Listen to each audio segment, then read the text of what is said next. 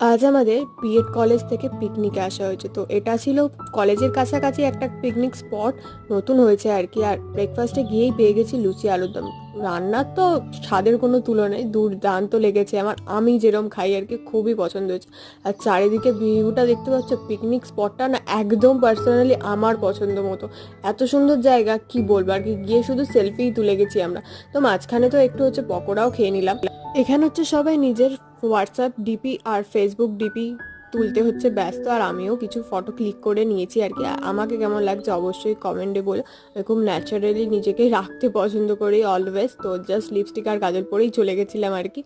তো এখানে তো আমরা দুপুরের লাঞ্চ নিয়ে বসে পড়েছি। ছিল হচ্ছে ভাত, ডাল, আলু ভাজা, স্যালাড, মাছ, মাংস, তার উপরে চাটনি, পাঁপড়, মিষ্টি সবই ছিল। আর এখানে না 3টে বাজার পরে শুধু ঘুড়ির মেলা হয়। মানে এত সুন্দর ভিউ, কি বলবো আর।